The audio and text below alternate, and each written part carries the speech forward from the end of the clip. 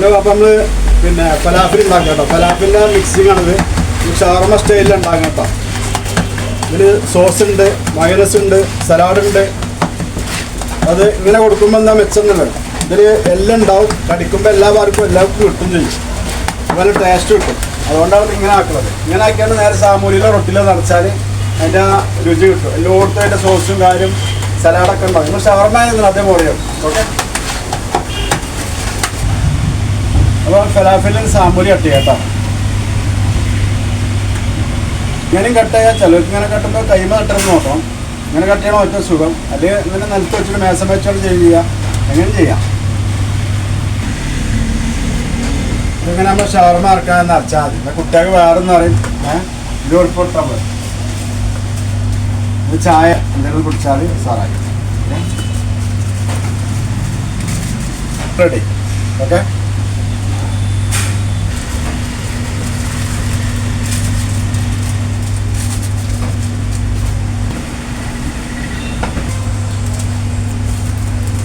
എങ്ങനെയൊക്കെ നമ്മൾ കുട്ടികൾക്ക് വേറെ അരച്ച് കൊടുക്കാൻ പറ്റും. അങ്ങനെ കൊടുക്കാം. ഏറ്റവും വില കുറച്ച് കൊടുക്കാൻ പറ്റുള്ളൂ. ഇവിടെ 25-30 കിട്ടില്ല. കുട്ടികൾക്ക് പൈസ നമുക്കറിയാം. നമ്മൾ കുട്ടികൾക്ക് കൊടുക്കുന്ന പൈസ അത്ര കുട്ടികൾക്ക് ഉണ്ടാവുള്ളൂ. അതുകൊണ്ട് അവർക്ക് കണക്കാക്കിയ പലഹാരങ്ങൾ നമുക്ക് ഉണ്ടാക്കാൻ പറ്റുള്ളൂ.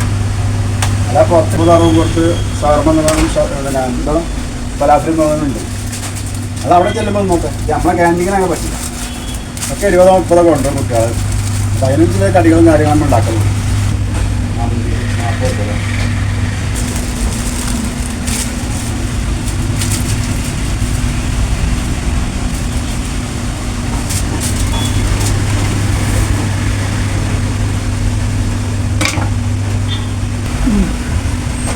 അപ്പോൾ ലാസ്റ്റ് പീസാട്ടത്.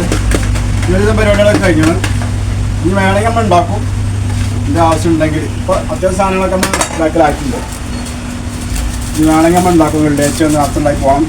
12 പള്ളിയിൽ പോകാനും ഒക്കെ റെഡിയാക്കാം. അടിച്ചോ എന്നിട്ട് ആ റേക്കനോടൊക്കെ ചെറിയ ഫുള്ള് പക്കോട പുറത്തുണ്ട്.